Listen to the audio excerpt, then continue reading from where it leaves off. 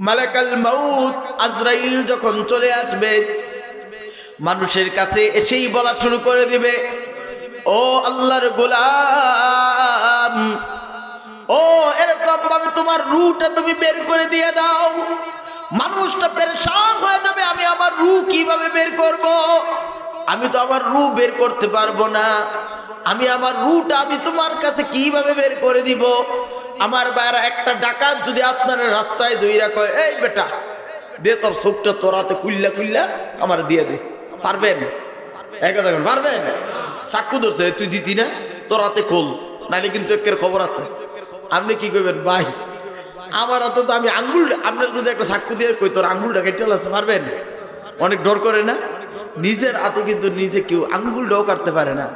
নিজের হাতে যদি কেউ কয় যে চোখটা তুই খুললে দিতে পারবো, কেউ এত বড় সাহসী দুনিয়াতে কেউ হয় নাই। ঠিক তদ্রুপ যখন কইব তোর রুটা তুই বার করে দে, মানুষ পেরেশান হয়ে যাইব। আই হায়, আমি আমার রু কেমনে বার করবো? আমার বাইরানি এই জন্য আল্লাহ তাআলা কোরআনের ভিতরে বলেন, ওয়ান্নাজিআতি গরকান ওয়ান্নাশিতাতি নাশতা ওয়াসসাবিহাতি সাবহা ফাসসাবিকাতি সাবকা। আল্লাহ তাআলা বলেন, একদল ফেরেশতা তারা চলে আসবে, তারা এসেই মানুষের ভিতরে এরকম মুখ দিয়ে ডুব দিয়ে ভিতরে ঢুকে যাবে রে ভাই। ওয়ান্নাজিআতি গরকা, ডুব দিয়ে ভিতরে যে এরকম রুটাকে ধরার জন্য খুঁজতে থাকবে, রুটা ভিতরে খালি দৌড়াতে থাকবে। এবার রে ভাই ওই মৃত্যুর ফেরেশতা তখন থাপাস করে রুটাকে ধরে ফেলবে রে ভাই। হাতের ভিতরে এবার টানতে থাকবে রে ভাই, এরে রু আয় আয় বের হ। মানুষের কি অবস্থা হবে রে ভাই? এত কষ্ট তার ভিতরে শুরু হয়ে যাবে, চতুর্দিক থেকে এত ফেরেশতারা তাকে বেষ্টন করে ধরে রাখবে। এই লোকটা কিছু বলতেই পারে না রে ভাই। ছেলে মেয়েগুলো কাঁদবে রে ভাই। আব্বা জান আপনার কেমন লাগে আব্বা, কেমন লাগে আব্বা? এত কিছু দেখে সে লাজবাব হয়ে যাবে, কিছুই বলতে পারবে না। একটা উদাহরণ দেই, আপনাদের প্রশ্ন হতে পারে, হুজুর আমরা কেন দেখি না? আমরাও তো পাশে থাকি, আমরা দেখি না কেন? আমার ভাইয়েরা, এক লোক রাত্রে ঘুমাইছে, ঘুমানোর পরে স্বপ্নে দেখে কয়েকটা লোকের দুইরা গাছের লোকে বাইন্দাছে, মাইক শুরু করছে। ইমন বাড়ি রে ভাই, বাড়ির চুড়ে একের ফসরা করে দিচ্ছে, ইমন জোরে কামতাছে বারে বারে বাপ। হঠাৎ করে লাভদা উঠছে, একের ফসরা করে দিয়া উইটা দেহে মাশাল্লাহ তার বউ বিবি যান, তার পাশে সুন্দর ড্রেসিং টেবিল, মাশাল্লাহ খাটের পাশে চিরুনিটা দিয়া তানি রানী হইয়া সাজদাছে, খালি মাথা হাসড়াইতেছে। এইবার উইটাই কয়, কি কব? পাশে বইয়ে বইয়ে মাথা আছড়াও। আমার এমন বাইন্দা কয়েকটাই মিল্লা ফিরাইতেছে, মায়ের ছুটে আমি ফসরাপ করে দিলাম। তুমি কি একটা বার আমার দেখলা না? আমি যত কান্তাছি দুগইতাছি, বাঁচাও বাঁচাও, কাছে থেকে তুমি আমার ধরতালা না। বউ কয়, আমার জামাই কি ভাগর হয়ে গেছেন নাকি? আপনি তো এখন স্বপ্নে দেখছেন আপনারে ফিরাইছে, তো স্বপ্নে যদি আপনার কেউ ফিরে, এটা আমি দেখবো কেমনে? কথা কোন ঠিক কিনা? স্বপ্নের জিনিস তো এটা দেখার শক্তি তো আমার নাই। ঠিক তদ্রুপ ভাবে পাশের স্ত্রী যেমনি ভাবে স্বপ্নে দেখলে বলতে পারে না, ঠিক একটা মুমূর্ষ ব্যক্তির পাশে চতুর্দিক থেকে ফেরেশতা ঘুরে রাখছে, মালাকুল মউত চলে আসছে, বিভিন্ন ধরনের অবস্থা হচ্ছে রে ভাই। কাছের মানুষগুলো বসে বসে তারা দেখতে পারে না, কথা বলেন ঠিক কিনা? স্বপ্নের অবস্থা যেমন কেউ দেখে না, পাশের মানুষগুলো মৃত্যুর কষ্টের অবস্থাটা দেখে না রে ভাই। এই জন্য মানুষের মৃত্যুর অবস্থাটা কেমন হবে? এক নম্বরে যেরকম ভাবে কোরআনুল কারীমের ভিতরে আসছে, মানুষের এই যে আগে হচ্ছে 6 অবস্থা কইলাম, এবার মৃত্যুর কার্যক্রম শুরু হয়ে যাচ্ছে। এই ফুলা এই ধরছে, এই শুরুটা, এই ভিতরে ভিতরে দেখছো নি? ফুলামান একটু দৌড়াদৌড়ি একটু কম কর, আলোচনাটা শেষ করতে দে আমারে। মাশাআল্লাহ, আমার বাইরে খেয়াল করেন। সর্বশেষ এখন তো মনে করেন মৃত্যুর আগে 6 অবস্থা কইলাম, এবার মৃত্যু যখন কমপ্লিট কার্যক্রম শুরু হবে, এখানে 4 অবস্থা। কয় অবস্থা? কথা কন, কয় অবস্থা? এই যে আজকে কিন্তু মিলাইবেন, আপনি কোন অবস্থাতে হইবেন না। আল্লাহু আকবার। আমার ভাইয়েরা, মানুষের মৃত্যুর অবস্থা হবে 4 প্রকার।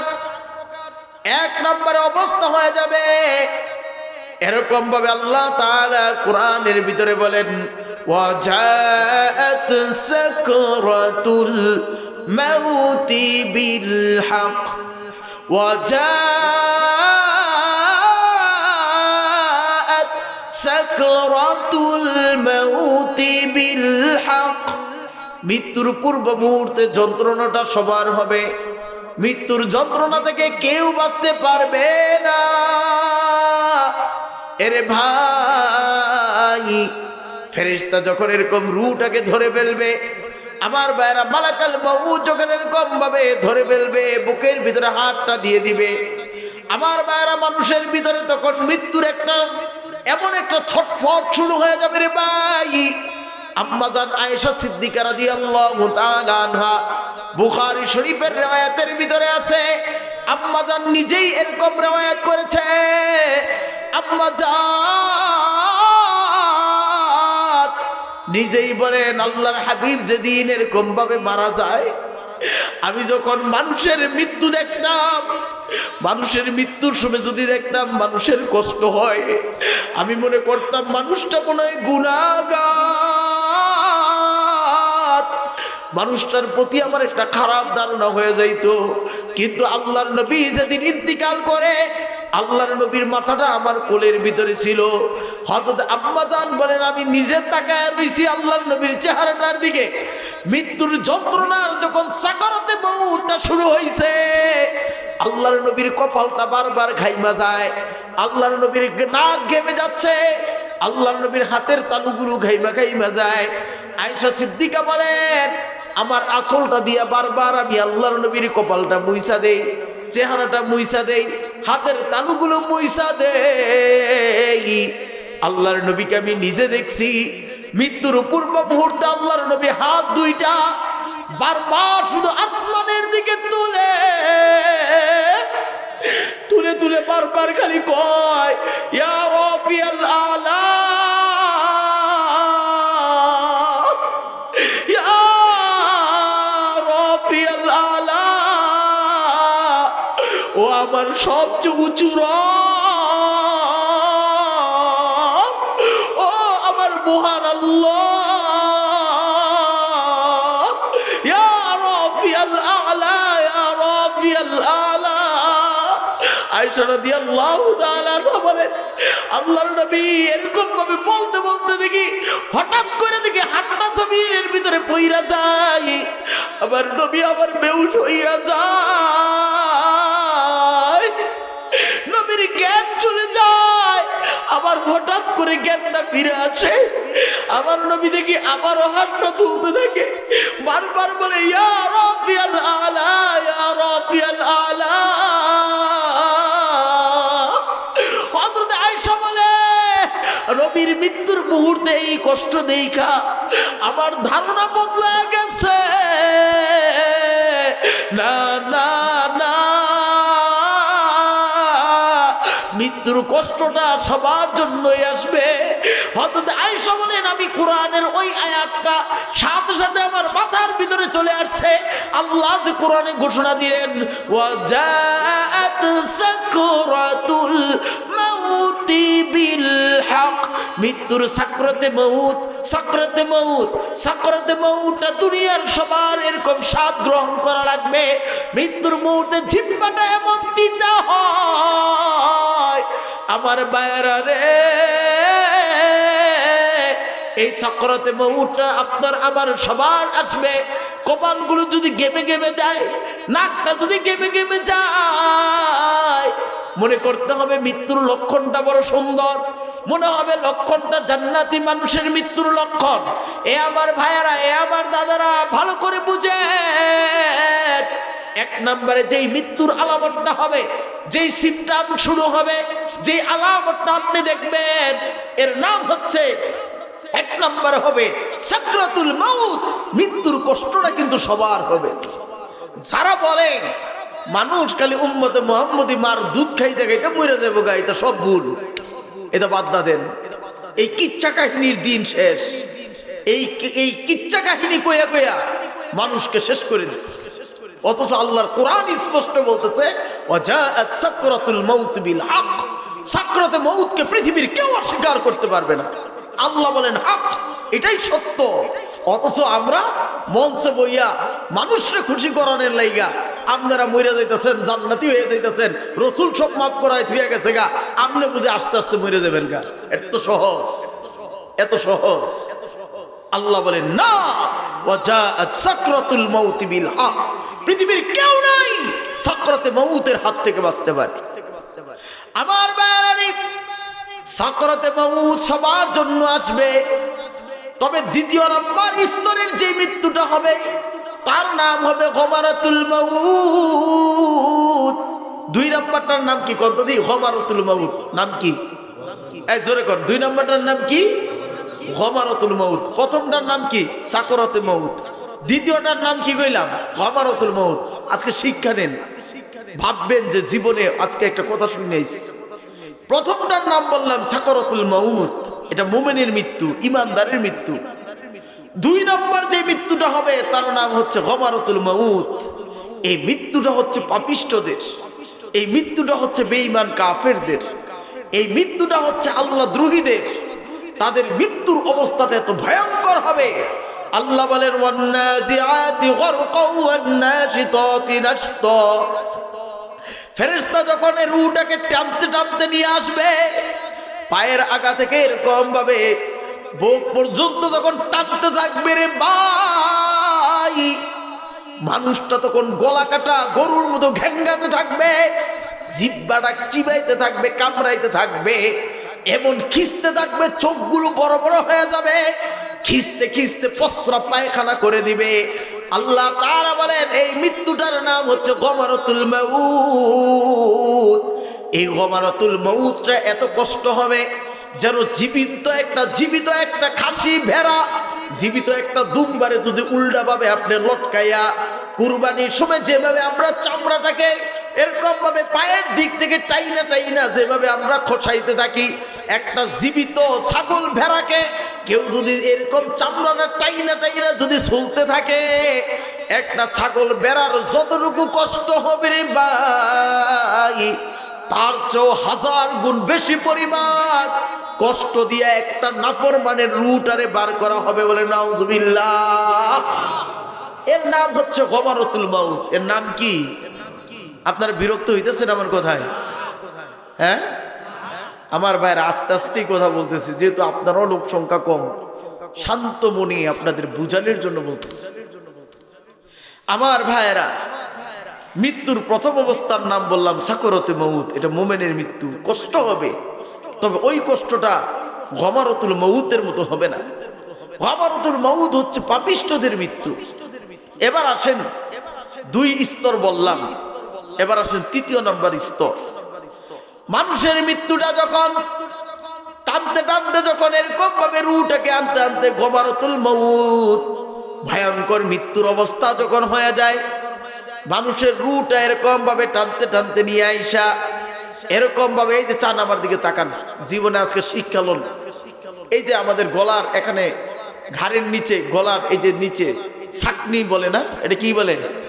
এই যে দেখেন দুই দিক থেকে দুইটা হাত দিয়েছে, এখানে মাঝখানে একটু খোঁজ হয়ে থাকে, কথা কোন ঠিক কিনা? কেউ যদি ঠিক মতো না খায়, কেউ যদি ঠিক মতো না ঘুমায়, দেখবেন এখানে একের গাতার মতো হয়ে থাকে, যেমন লাগে ন মাছ ছাইরা দিলে মাছ বড় হয়ে যাবে, কথা কোন ঠিক কিনা? পুষ্কুনির মতো গাত হয়ে থাকে। আর যে শৈলমূলটা মাশাআল্লাহ ভালা, হেরেটা আবার টান টান থাকে, পুরা থাকে, কথা কোন ঠিক কিনা? তাহলে এই যে এখানে দেখেন, এই যে আমার দিকে আমি আজকে দেখাই দিই, দাড়ি তো বড় বড়, আংলায় দেখাই, খেয়াল করেন, এই যে এদিক থেকে একটা হাত দিয়েছে আর এদিক থেকে আরেকটা হাত দিয়েছে, কথা কোন ঠিক কিনা? মানুষের গলার নিচ দিয়া, এই ছাকনিটার নিচ দিয়া দুইটা হাত দিয়েছে না নাই? কর না, দেখেন না আপনারা আসছে কিনা? আর ধৈর্য দেখেন না, নাম মানুষ খালি নাম গো আছে, একটু ধৈর্য দেখেন দিই না, আবার আল্লাহ আড্ডি ছাড়াই বাড়াই দিচ্ছে আপনাকে। মাশাআল্লাহ, আছে আছে না? এই দেখেন এই দুইটা হাত দিয়ে যেন মিলছে, দেখেন এন একটা ছোট গর্তের মতো আছে, আছে না নাই? এইটাকে কোরআনের ভাষায় বলা হয় বালাগতিত তারকি। এটার নাম কি কয়? বালাগতিত তারকি। মানে কোরআনের ভাষায় এটাকে বলা হয় বালাগতিত তারক। আমার বাইরানি রুটাকে যখন টানতে টানতে এরকম ভাবে পিছনের পাশে অনেকেই হাত দইরা দইরা কয় পাটা শেষ হয়ে গেছে, হাতটা দইরা দেয়, হাতটাও নাই, হাতটাও শেষ, রুটা সর্বশেষ। এখানে বালাগতি তারকি, এই গলার নিচে ধরের নিচে এখানে দুই হাড্ডির মাঝখানে ছোট্ট যেই গর্তটা আছে, যারা এরকম মুমূর্ষু অবস্থায় মানুষ মরতে দেখছেন কাটে কাটে করছে, তো হুজুর আমি একটা মানুষ মরতেছে, আমি কাছে বইয়াছিলাম, নিজে দেখছি কাটে কাটে, মাশাআল্লাহ মুরব্বী বলে দেখছি, দেখছেন? সত্য করে কই দিলাম, দেখছো তুমি?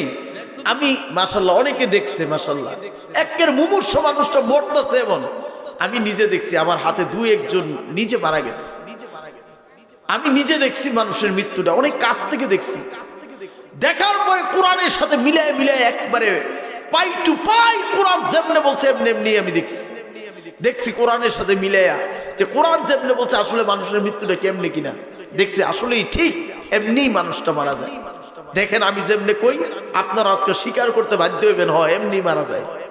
আমার বায়ারানি পাটা যখন শেষ হয়ে যায়, হাত যখন শেষ হয়ে যায়, সব শেষ হয়ে পেটটাও যখন চড়াশুর শেষ, পেটও আর নড়ে না, কিছুই হয় না, কিন্তু শেষ মুহূর্তে রুটা এই গলার নিচের এই গর্তটার এখানে আইসা টিক টিক কইরা একটু একটু নড়তে থাকে। কথা কোন ঠিক কিনা? এই মুরব্বীরা কোন ঠিক কিনা? যারা দেখছেন এই গলাটার নয়, রুটা শুধু হালকা একটু একটু বাইরেতে থাকে। এটাই আল্লাহ কোরআনে বলছেন, وَقِيلَ مَنْ رَاقٍ وَظَنَّ أَنَّهُ الْفِرَاقُ। আল্লাহ তাআলা বলেন যখন নাকি রুটা এরকম ভাবে وَقِيلَ مَنْ رَاقٍ, যখন এরকম ভাবে বালাগতি তারকির ভিতরে রুটা চলে আসে, وَظَنَّ أَنَّهُ الْفِرَاقُ, সমস্ত আত্মীয় স্বজনরা সবাই ধারণা করে নেয় রুটা এই দেহ থেকে চলে গিয়ে এখানে চলে আসছে, সবাই এই কথা মনে করে রুটা আর দেহের ভিতরে নাই, রুটা এবার বালাগতি তারকির ভিতরে আসছে। আল্লাহ এটাই বলেন ওয়াজান্না আন্নাহুল ফিরাক, রূহটা পুরা দেহ থেকে ফারেক হয়েছে, এবার এখানে আইসা জমা হয়ে যায়। আমার বায়ানারি এরপরে আল্লাহ তাআলা চতুর্থ নম্বর স্তর করেছেন মৃত্যুর। দেখেন চতুর্থ নম্বর স্তর শেষ। আমার ভাইরা এই যে গলাটার মধ্যে দেখেন, এখানে একটা আমাদের যে গলা, এই গলার এখানে একটা উঁচা জায়গা, শক্ত জায়গা, এটার কি কয়? ও কণ্ঠনালী। কি কয়? কয় না কি কয়? অনেক দেশে কয় এটা গ্যাক, যেটা কই বুঝেন। আপনাদের দেশে কি কয়? এটা কণ্ঠনালী কয় না?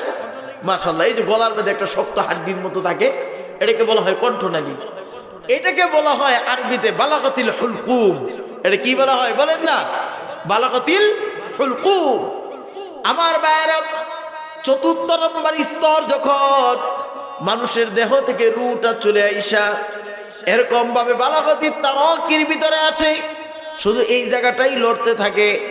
এই জায়গাটার কিছুক্ষণ পরে রে ভাই এই রুটা তখন বালাগাতিল হুলকুম, গলার এই কণ্ঠনালীটার ভিতরে তখন রুটা চলে আসে। তখন শুধু এই গলার জায়গাটাই একটু একটু নড়ে, তখন আর নিচের জায়গাটাও আর নড়াচড়া করে না। সর্বশেষ এখানে রুটা চলে আসে। আমার ভাইরা এটা এমন একটা কণ্ঠনালী, এমন একটা জায়গা, আপনার মুখের ভিতরে যা কিছু রাখেন যদি কণ্ঠনালীর ভিতরে না দেন, আগে রাখেন, তাহলে বের করতে পারবেন।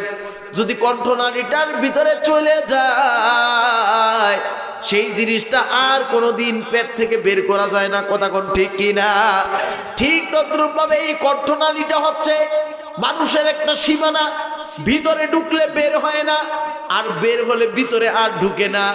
এই জন্য আল্লাহ তাআলা বলেন যখন মানুষের রূহটা এই বালাগাতিল হুলকুমের ভিতরে, গলার ভিতরে চলে আসে, তখন শুধু গলাটা টিক টিক টিক টিক করে নড়তে থাকে, আর এখান থেকে বালাগাতিল হুলকুম থেকে রুটা থাপাস করে এরকম ভাবে মুখ দিয়ে বের হয়ে চলে আসে। বলেন আল্লাহু আকবার। তাহলে মানুষের রুটা বের হয় মুখ দিয়া, কি দিয়া? আজকে একটা জিনিস আজকে বুঝ জানেন, আপনারা মন দিয়ে বুঝ জানেন রু যে কেমনে বের হয়। আমার ভাইরা রুটা তখন মুখ দিয়ে বের হয়, রুটা শরীরের অন্য কোনো জায়গা দিয়ে বের হয় না।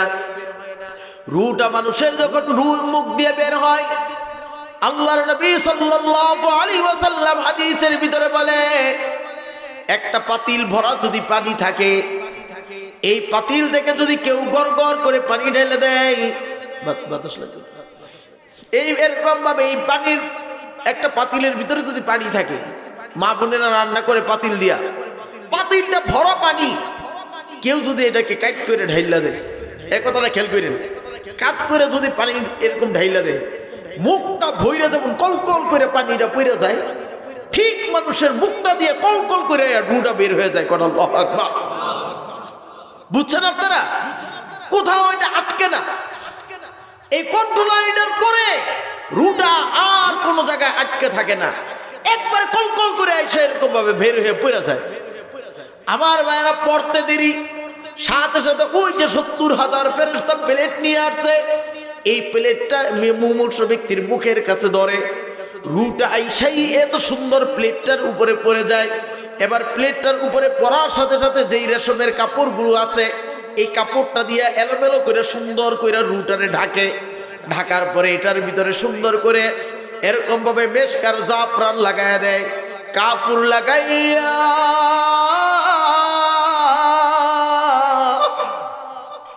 রুটা যখন বের হয়ে যায়, চতুর্দিক থেকে কান্নার ঢল পড়ে যায়, মেয়েটা কাঁদে, বাবা গো,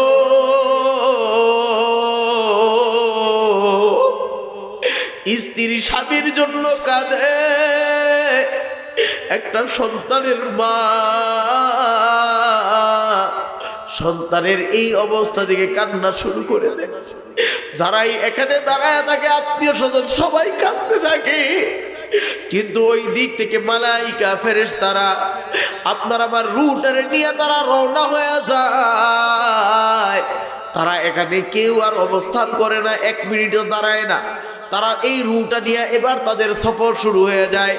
আমার ভাইরা এখান থেকে ভালো করে শোনেন, মৃত্যুর পরে 2 অবস্থা। কয় অবস্থা কইছিলাম? 2 অবস্থা।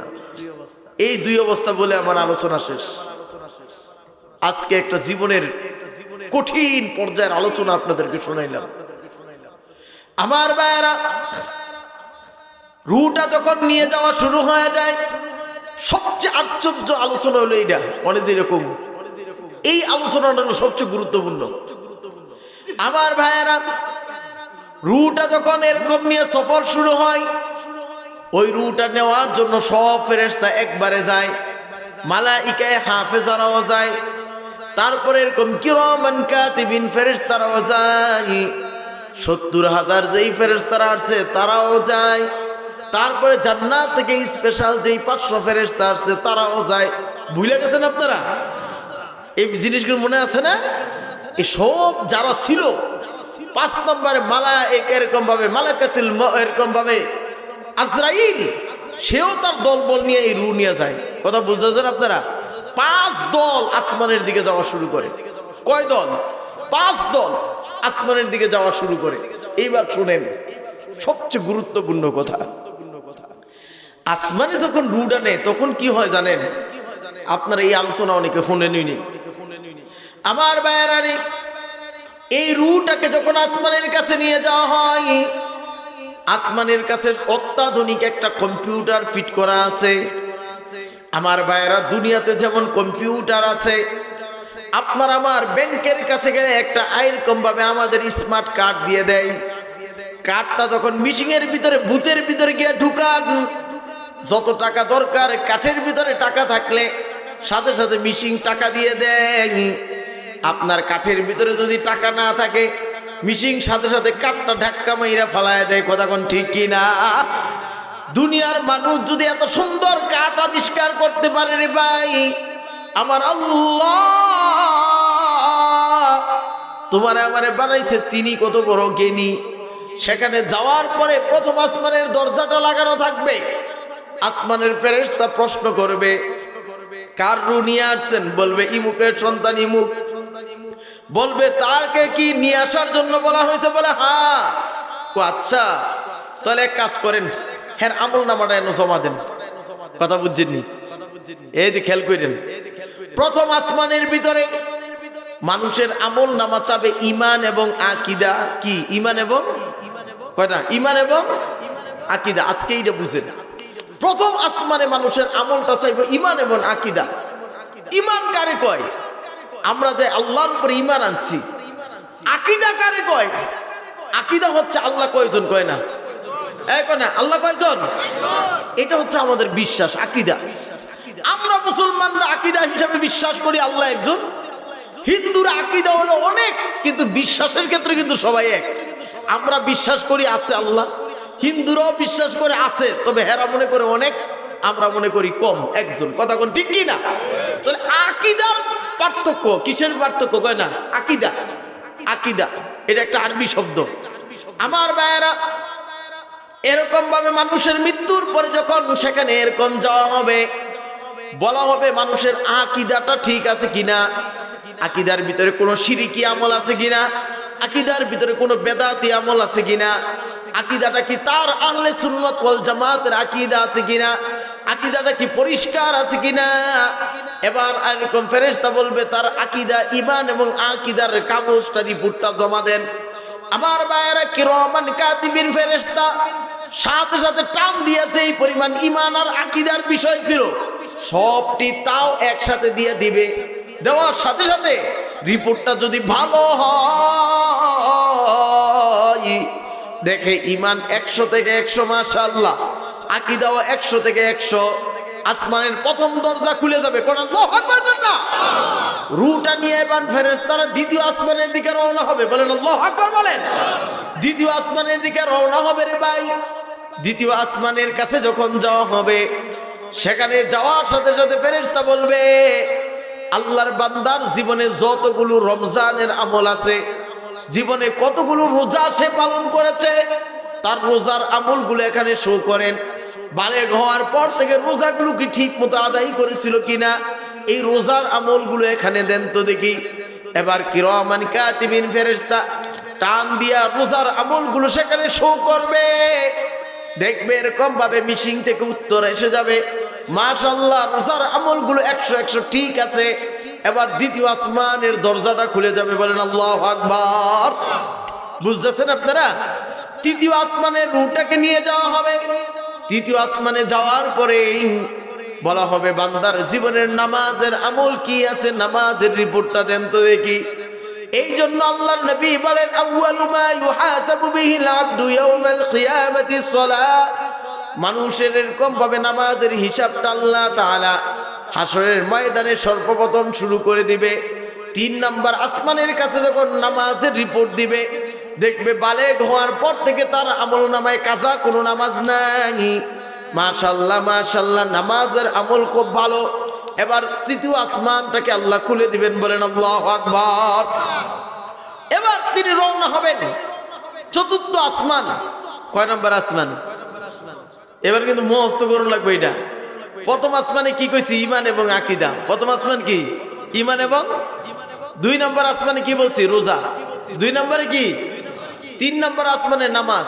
3 নম্বর আসমানে কি? 4 নম্বর আসমানে যখন যাওয়া হবে, সেখানে দেখবে সে কি পরিমাণ যাকাত আদায় করেছিল। আর কোন ভাবে ওয়াকিমুস সালাতা ওয়া আতুজ যাকাত, আল্লাহ যে তারে মাল দৌলত দিয়েছিল, সে কি ঠিক মতো যাকাত গুলো আদায় করেছিল কিনা। যাকাতের পরীক্ষা আল্লাহ নিব। আমার দাদারা, যাকাত দিতে কিন্তু ভুল কইরেন না। আমার মা বোনেরা, স্বর্ণ যদি বেশি থাকে স্বর্ণের যাকাত দেন, রূপা বেশি থাকলে রূপার থেকে যাকাত দেন। টাকা এরকম ভাবে ক্যাশ টাকা যদি ব্যাংকে ফেলে রাখেন, ব্যাংকের থেকে ক্যাশ টাকার যাকাত দেন। জায়গা সম্পত্তির অসুর জমিন যদি থাকে, ধান থেকে এরকম ক্ষেতের ফসল থেকে যাকাত দেন। আমার বেড়া ছাগল বেড়ার একটা নেশাব আছে, ওই পরিমাণ থাকলে জাকাত দেওয়া লাগে, জাকাত দেন। ওর দুম্বার একটা নির্ধারিত পরিমাণ আছে, ওই পরিমাণ থাকলে জাকাত দেওয়া লাগে, জাকাত দেন। যারা দেখবে জাকাত ঠিক মতো আদায় করছে, কয় নম্বর আসমান? চতুর্থ। দেখার সাথে সাথে দেখবে মাশাআল্লাহ জাকাতের আমল তো ঠিক, সাথে সাথে দরজা খুলে দিবে, কন্যা সুবহানাল্লাহ। 5 নম্বর আসমানে যখন যাবে, যাওয়ার পরে দেখবে সেখানে লেখা আছে আল হজ। কার টাকা সম্পদ ধনী হওয়ার পরও হজ করে নাই, দেখবে এরকম হজটা ঠিক মতো করছে কিনা। ইমন কিপটার কিপটা, ইমন খাচ্ছ, ওই ক্ষেত্রে বিচ্ছালামু এন এটা করে লামু, অথচ যেই ধনী মানি ঠিক মতো মাছটা, মাছের শাকটা খাইতে চায় না, মায়া লাগে বেশি গায়ে লাইলে, অর্ধেক ফিয়া দেয়। বউ গো অর্ধেক করে খাইলাম, রাইতে আবার অর্ধেক খাবো। কিন্তু এই মুরব্বীরা, আমগো দেশের মুরব্বীরা অনেক কষ্ট করে জায়গা সম্পত্তি করছে, তো টিয়াটা ভাঙতে মুরব্বী গো যেই মায়া লাগে রে ভাই। বিশেষ করে আমার আব্বাই মুরব্বী মানুষ, আমি দেই যে আব্বা কই তুমি এত, মানে আব্বাই দেই যে ধীরে ধীরে ভাঙে। আমি বুঝি যে বাবে বহুত কষ্ট করে সম্পদ করছে, তো ভাঙতে বড় মায়া লাগে। এর লাগে মুরব্বীরা, আমি আমার বাপ দিয়ে আগে কইলাম যাতে করে আপনাকে দোষ না হয়। এর লাগে আপনাকে কই, আপনারা চাচার বয়সের, বাবার বয়সের খাসরাবির দরকার নাই। শেষ বয়সে গিয়া ওই হুইল চেয়ারে জান চলে না, আরেকজনে ফুটকি দিয়ে ঢেকাইবো বিষ দা, আর আপনারে লইয়া লইয়া হজ করাইবো। এই মরার হজ না কইরা জেতা থাইকা হজ কইরাইন, কথা কোন ঠিক কিনা? কথা বলে ঠিক কিনা? কয়েকটায় যায়, বাবার আর শৈল্য কিছু নাই, খোলায় যায় হেরা হুইল চেয়ার দা ঢেকায় হজ করাইতে। তুই এই মুই একের মইরা গিয়া তরে কাটাই কই হজ করতে যাইতি। যৌবন অবস্থায় যাও, খানা একা আবার হজরা আসওয়ারটারে দুইটা চুমা দে, মানুষের লোক শক্তি লাগবে হেন, কত কিছু সাফা মারোয়া দৌড়াইতে শক্তি লাগে। এই আপনারা কাটাই কাটাই হজ করছেন, উমরাত গেছেন, মাশাআল্লাহ কতজনে আত্মজ। এই শক্তি লাগে না লাগে না? আপনারা কোন, আপনারা যারা হজ করছেন, এই শক্তি লাগে কি লাগে না? আই হাই রি, যেদিন শয়তানরে ফাতর দিব, এদিন আমরা বলে বড় বড় যুবকরা পর্যন্ত কাইল হয়ে যায়, খিদা, আই সুবহানাল্লাহ, কি এক অবস্থা, মানুষ ওই দিন পেরেশান হয়ে যায়, কি পরিমাণ শক্তি লাগে। এই জন্য যৌবন শক্তি থাকা অবস্থায় হজ করবেন, পারবেন না ইনশাআল্লাহ। আমার ভাইয়েরা, 5 নম্বর আসমানে যখন যাওয়া হবে, হজের আমলটা দেখা হবে, আপনি কি সময় মতো হজ করছেন কিনা। 6 নম্বর আসমানে যখন যাইব, এই কথা শেষ করে দেবে দাদা বনালা, আর উঠতেন না, শেষ। 6 নম্বর কিন্তু আয় পড়ছি। 6 নম্বর আসমানে যখন যাইব রে ভাই, এর গিয়া সব আলেম ওলামা, বুড়া জুয়ান, বেশিরভাগ কেন গিয়ে আটকে যাইব গা, কথা বুঝছেননি? 6 নম্বর আসমানটা গিয়া সব আটকে যাইব গা। কারণ কি জানেন, এখানে গিয়ে পরীক্ষা করা হবে, চরিত্রের পরীক্ষা। কিসের পরীক্ষা? আখলাক। আখলাক, চরিত্রটা তোমার কেমন ছিল। তুমি ইমাম সাহেব, তুমি আলেম মানুষ, কিন্তু আরেকজনের বউয়ের লগে তুমি পিটিস পিটিস মোবাইলে কথা কও, এ আলেম সাহেব তোমার চরিত্র খারাপ। এই চরিত্র দিয়া তুমি 6 নম্বর আসমান আর পার হইতে পারবা না। এ যুবক, ঘরে একটা সুন্দরী বউ রাইকা আরেকজনের বউ নিয়ে তুমি হস্টি নষ্টি কর যুবক। এই চরিত্রটা হচ্ছে মুসলমানের সবচেয়ে দামি সম্পদ, কথা বলেন ঠিক কিনা? চরিত্র যার ভালো নাই, চরিত্রটা যার খারাপ, দুনিয়ার হাজার ইবাদত করলেও কোনো লাভ নাই। আপনি একটা আমার দিয়ে উদাহরণ দিই, মনে করেন আমার চরিত্র খারাপ, এই বেডি এই বেডি, এই মাইয়া এই মাইয়া, সবটির লোকে খালি ফিরিত করতে মন চায়, আর সবটির লোকে আমার সম্পর্ক। আচ্ছা, আপনার বোনকে আমাকে বিয়ে দিবেন? দিতেন না তো, কারণ চরিত্র তো ভালো না। চরিত্র যদি কারো ভালো না থাকে, হের কাছে এই পাগড়ি টুপি পাঞ্জাবির কি দাম? যদি চরিত্র ভালো না থাকে, তাহলে আলেমের কাছেও মানুষ মাইয়া বিয়ে দিতে চায় না, কথা কোন ঠিক কিনা? মানুষ তো আলেমের কাছে মাইয়া বিয়ে দেয় চরিত্র ভালো দীক্ষা, কারণ মনে করে হুজুর মানুষ সবসময় সাবধানে থাকে, আল্লাহর অর্ডারায়, মানুষের অর্ডারায়। মনে করে যে যদি চরিত্র খারাপ হয় তো মসজিদের চাকরি হয়ে যাবো, কথা কোন ঠিক কিনা? এই জন্য মানুষ আলেমের তেরে মাইয়া বিয়া দিতে চায়। এ আমার ভাইরা খেয়াল করেন কথাগুলো আজকে যদিও হাইসা বলতেছি কিন্তু অত্যন্ত গুরুত্বপূর্ণ কথা কোন কি না খুব খেয়াল করেন চরিত্রটা বালা করেন আমার ভাইয়েরা অনেক ভাই এখানে আছেন নামাজ পড়ে রোজা করে সব ঠিক করে কিন্তু মেজাজটা কুত্তার মতো মেজাজ দেখলে মনে হয় একটা সারাইলিয়ান মানুষের মতো মেজাজ কথা কোন ঠিক কি না সারাল সুরালের মতো আচরণ করে কয়েকজন তাবলিগুলাও আছে কয়েকজন চরমনার মুরিদও আছে কয়েকজন এরকম বিভিন্ন তরিকার লোক আছে হ্যাঁ ফাকরি ফুকরি বাদ্যা মনে করে আমার তেন মনে হয় দুনিয়ার আসমানের নিচে আর বালা কেউ নাই হ্যাঁ মানুষের লোকে খালি তেরা তেরা কথা কয় কথা কোন ঠিক কিনা তোর এই চরিত্রটা ঢিল্লাতে ফালাই দেবে এটা ওই নদীর মধ্যে ফালাই দে এই চরিত্রটার কারণে তুই সামনে আগাইতাতি না অনেকে আছে নিজের বউডারে চালাল চোরালের মতো আচরণ করে বউডার লোকে যা ইচ্ছা তা কয় না পারে চর মারে তার বা মানে হ্যাঁ যে কি করবো হের মাথায় ঠিক নেই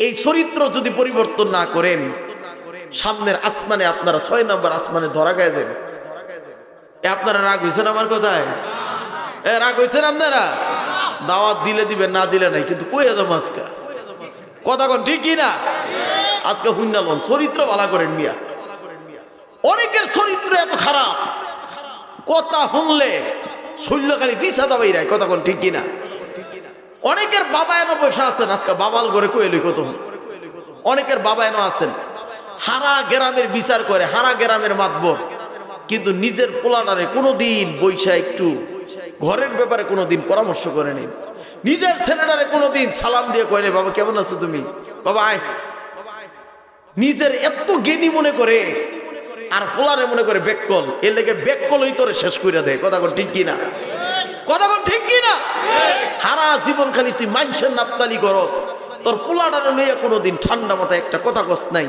একটা দিন ছেলেটারে জীবন গড়ার জন্য বাবা এই কামটা করলে কেমন হয় আব্বা আজকে একটা দোয়ান দিতে চাই মুদি দিমু না কাঠের দোয়ান দিতাম কি দিতাম কতই আপনার ছোট বলা না থাক তারপরও হেরতেন একটা খেল নেন তার একটা কথা শুনেন তার একটা গুরুত্ব দেন আপনার ছেলে অনেক বড় হবে আমার আব্বা আমার গুরুত্ব দেয় আজকে আমি আমার আব্বার কথা আপনাদেরকে বলি আমার ফ্যামিলিতে যদি কিছু হয় আব্বা যান আমাদের ভাইদেরকে নিয়ে বসে জিজ্ঞাসা করে এই সেই আচ্ছা আব্বা তো একলাই পারতেন কিন্তু এই যে পরামর্শ করে এই যে ছেলেদেরকে তদারকি করে এটাই তো অনেক বড় গুণ কিন্তু আজকে আমরা বাবা হইছি কেউ কোনোদিন নিজের ছেলেটাকে একটু গুরুত্বও দেই না ছোট্ট হোক তারপরও তার কথাটারে গুরুত্ব দেন এই কি বলতে চায় এর কথাটা শোনেন এরপরে আপনি ভাবেন যদি যুক্তিকে দেখেন যে না এটা ঠিক না তাহলে আপনি আপনার ভিতরের কথাটা ওর কাছে তোলেন ধমক দেন কে আপনি বলেন আচ্ছা তুমি যে কইছো এটা এইভাবে কাটতাম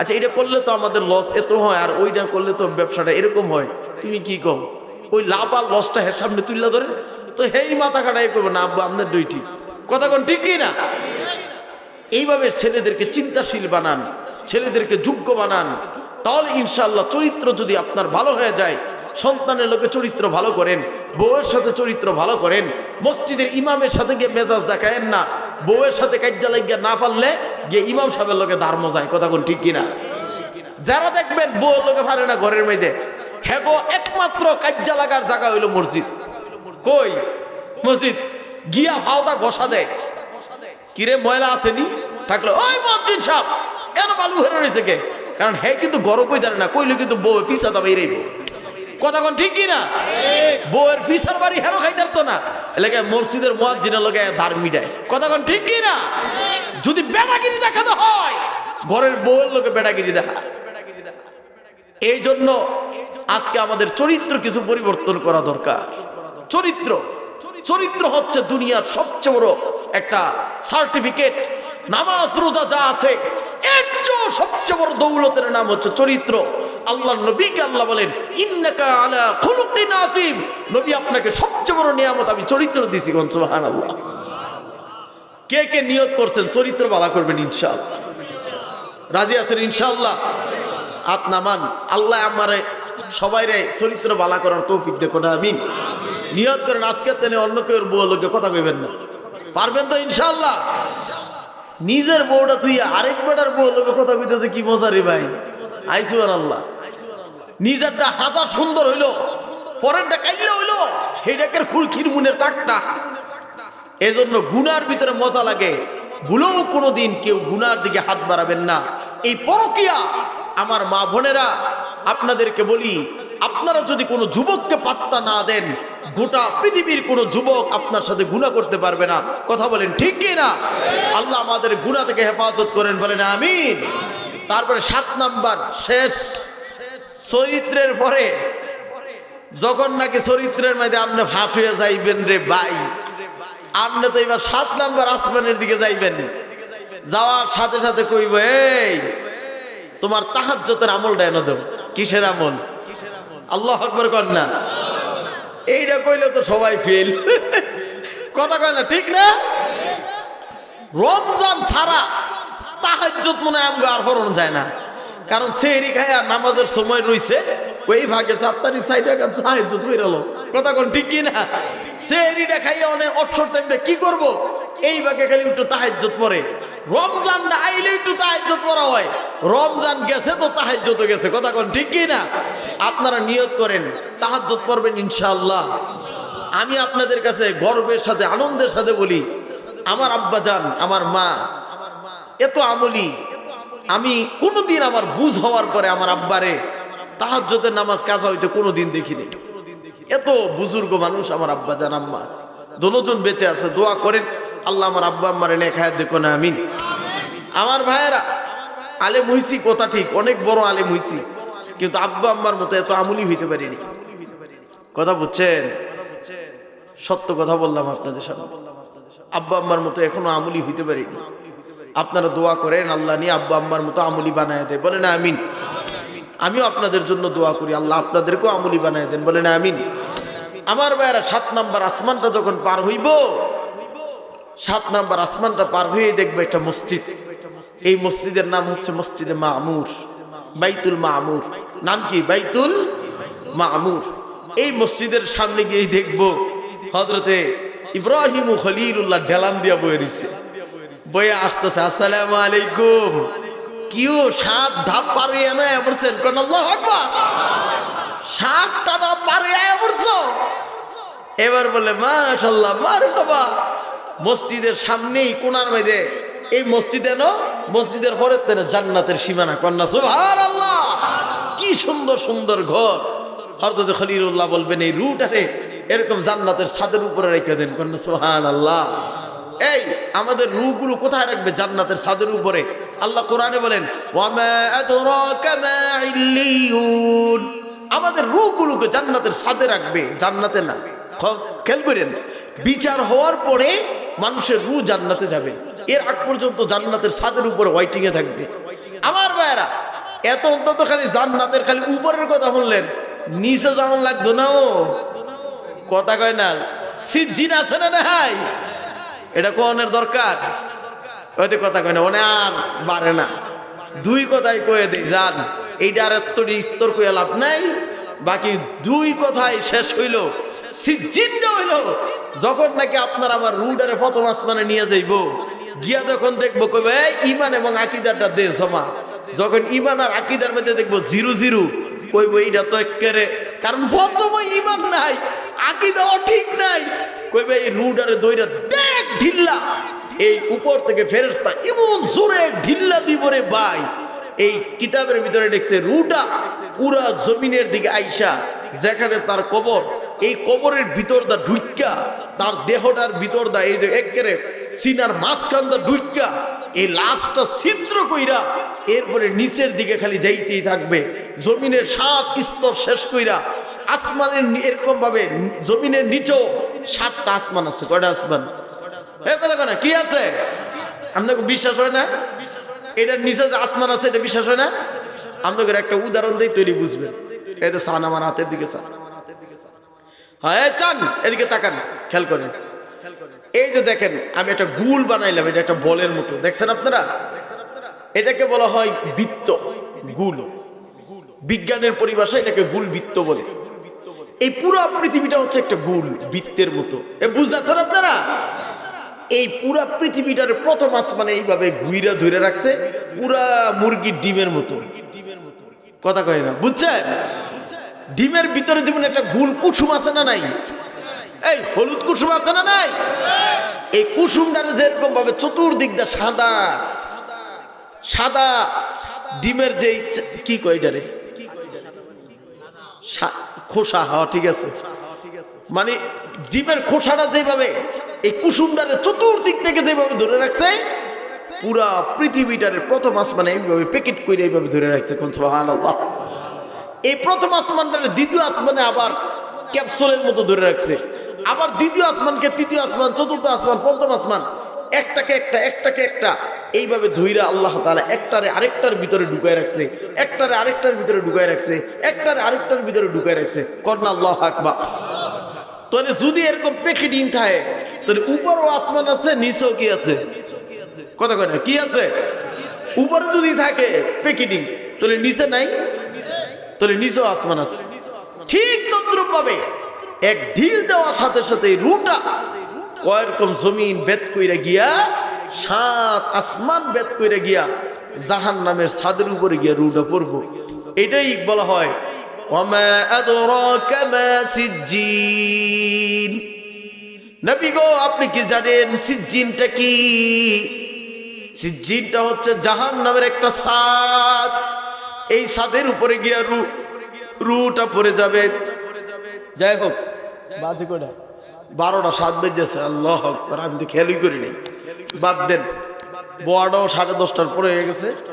যাই হোক, সবাই একটু নামাজের শুরুতে বল, আমি একটু দোয়া করে দিই। মাশাআল্লাহ, বন তাড়াতাড়ি করেন, আর একটু কইলে ভালোই তো। মাশাআল্লাহ, খুশি হয়েছি আপনার কথা। আমি শুনেন, আজকে আপনাদেরকে যে একটা বিষয় নিছি, এই বিষয়ে আলোচনা করলে যে আরো লম্বা আলোচনা, এটা আপনারা বুঝতেছেন নি? কথা কেন বুঝতেছেন না? কালকে যেহেতু ওয়াজ আছে, এর লেগে আজকে আর লম্বা করলাম না। কথা বুঝছেন? আজকে যদি শেষ দিন হইতো, তো আমি আরো লম্বা আলোচনা করতাম। আপনারা রাগ হইয়েন না। রাগ হয়েছেন কেউ? আমি তো প্রতি বছর আপনাদের এখানে আসি, বয়ানে আসি। সামনে যদি আল্লাহ বাঁচায় রাখে, বাকি তাফসির করবো। রাজি আছেন ইনশাআল্লাহ? জান্নাতের আসমান যদি বাইতে হয় এত্তাহানি, তো জাহান্নামের আবার বাহবাই আছে না? কথা কয় না? নাই আছে ভাই, আছে। দিবুনে সামনের বছর আল্লাহ যদি খাওয়ায়। দোয়া করেন আল্লাহ নে আমার শরীরটা ভালো রাখে। কন্যা আমিন কন্যা। আমার ভাই দাওয়াত দিয়ে সময় আব্দুল্লাহ মামুন কয় ভাইজান, কয় আপনার এই দাওয়াত সবাই চায় আপনি তাফসির করেন, আপনার তাফসির ভালোবাসে। তো আমি কইছি যান, আজকে আপনার সবাই রে ইনশাআল্লাহ আল্লাহ যদি চায়। আজকে আমি আলোচনা করলাম বলে অন্য বিষয়ে, সত্য কথা কই, কিন্তু আমার আগের আলোচনা যে বক্তা, উনির আলোচনা শুনে পরে আমি মোর ঘুরিয়ে দিচ্ছি যে যা, বেচারা যেহেতু আজকে এত সুন্দর কান্না মান্না করায় থুয়ে গেছে, আমি ওইটার একটা সুন্দর একটা ফিনিশিং দিয়ে দিই, যাতে করে মানুষ বুঝে মৃত্যুটা করতে শুরু হইব। আচ্ছা, কথাটা ঘুষাই। মৃত্যুর আগে কয় জিনিস? কয়টা? কয় অবস্থা মৃত্যুর আগে? ওই যে মুমূর্ষু ব্যক্তির। আর মৃত্যুর শুরু হয় সময় কার্যক্রম কয়টা? কয়টা? ওই যে বললাম, সাকারাতুল মউত, গমারাতুল মউত, বালাগাতিত তারাকি, বালাগাতিল হুলকুম।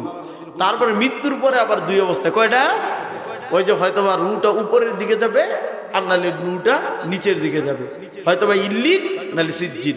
দেন এত্তারি আলোচনার সারসংক্ষেপ আপনাদের বুঝাই দিন। বুঝছেন আপনারা? তাহলে এইটাই হচ্ছে আজকের আলোচনা। আমি আপনাদের কাছে বলতে চাই, আমি একটা জিনিস দেখলাম, আপনারা কোরআন এবং হাদিস শিখতে অনেক আগ্রহী। আচ্ছা, শিখতে মন চায় কার কার? হাত তোলেন। আল্লাহর দিকে হাত, কোনো বানোয়াটি নাই, সত্য করে রাখুন। শিখতে কে মন চায়? আল্লাহ আত্মামান। যদি এই তলবটা আপনার ভিতরে থাকে যে হুজুর আমি শিখতে মন চাই, তাহলে আমি বলবো আপনার এই অবস্থায় যদি মারা যান, তাহলে আপনি ছাত্র তালিবুল ইলম হয়ে মারা গেলেন। আর তালিবুল ইলম হয়ে কেউ মারা গেলে আল্লাহ তাকে জান্নাত দিয়ে দিব। কোন সুবহানাল্লাহ।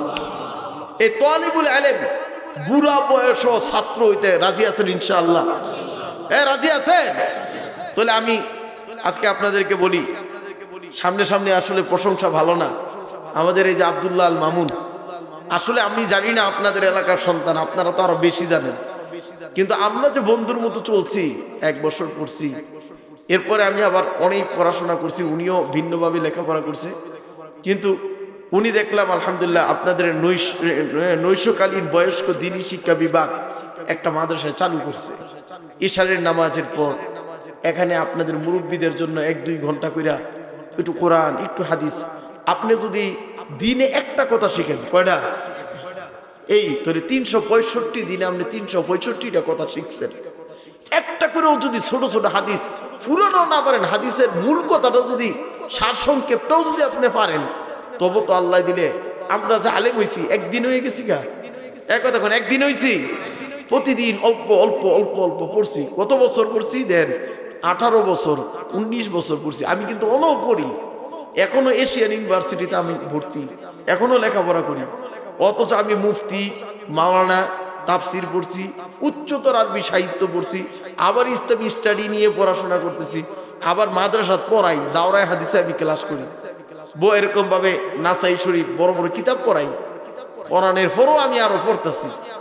কিন্তু আমার ভাইয়েরা, দাদারা, আপনারা যদি কোন আব্দুল্লাহ আল মামুন রে যে যেহেতু বাবা তুমি খুলছো, আমরা তো পারি না, একের বিনিময়ে আলিফ বাদ টেনে শুরু করো, যেইটা আমরা পারি না একের ওয়ানের তে শুরু করো, সমস্যা আছে? এক কথা বল, সমস্যা আছে? শরম আছে? আপনি আল্লাহর কথা শিখবেন, ইচ্ছা দামি আর কি। এজন্য এই নৈশকালীন যে মাদ্রাসাটা খুলছে, কে কে রাজি আছেন ইনশাআল্লাহ? একটু সময় দিবেন। মাশাআল্লাহ, বুঝ হাত তুললেন, খালি আমার খুশি কইরেন না, কই দিলাম না পড়তে আল্লাহ কিন্তু হাত তুইলা লাভ নাই। দেইছে কয়জনে ভর্তি হইতে পারবেন? আচ্ছা হাত নামান, আগে কাড়ায় কাড়ায় ভর্তি, আগে এটা দিকে কাড়ায় কাড়ায় ভর্তিও হাত তোলেনছে, ভর্তি আছেন কাড়ায় কাড়ায়? দেখছনি? আপনার নাম কি? ফজলুল হক, মোহাম্মদ ফজলুল হক। তুই হ্যাঁ নাম কি? তোর নাম কি? ব্যাকল না, হ্যাঁ উপকৃত জ্ঞানী, হ্যাঁ বুঝাইতেছে আমি ভর্তি হয়েছি। তুই হারা জীবনের ভর্তি, তোর মরার আগ পর্যন্ত তুই ভর্তি, তুই টেনশন নেই। কথা কোন ঠিক কি না? হ্যাঁ কেমনে হাত তুলে দেখছেন নি? মাশাআল্লাহ, আল্লাহ হের হায়াতে বরকত দিক না, আমিন। ভালো ভালো, মাশাআল্লাহ। এই যে আমার ফজলুল হক সাহেব, তারপরে এখানে অনেক মুরব্বীরা আছে, উনিরা ভর্তি। আপনারা ইনশাআল্লাহ ভর্তি হবেন না ইনশাআল্লাহ? আলহামদুলিল্লাহ, এটা শিখেন, এটার উসিলায় আল্লাহ তাআলা আপনারা মাফ করে দিতে পারে। আরেকটা বিষয় হচ্ছে, আপনাদের ছেলে মেয়ে বা আপনাদের নাতি বা ভাতিজা এখানে নুরানি বিভাগ খুলছে। একটা কথা শোনেন, ক্লিয়ার কই, যদি আপনার ছেলেটাকে আপনি নুরানি পড়ায়া এরপরে নিয়ে আপনি ইঞ্জিনিয়ার বানান, ডাক্তার বানান, ব্যারিস্টার বানান, কোনো আপত্তি নেই।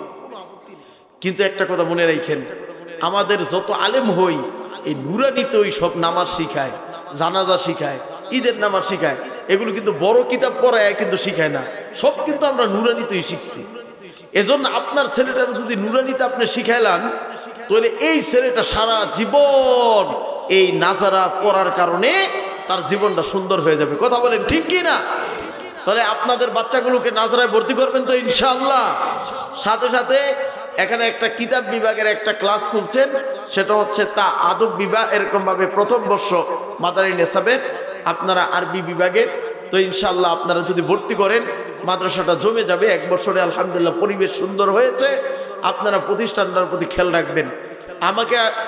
আমি আব্দুল্লাহ সাহেবরে জিজ্ঞাসা করেছিলাম, মামুন ভাইরে, যে কিভাবে মাদ্রাসা চলতেছে, কালেকশন করছেন নি ওয়াজের? কবে আমি এত লাজুক মানুষ, আল্লাহ আকবার, অনেক শর্মিন্দাওয়ালা লোক। কথা কোন ঠিক না?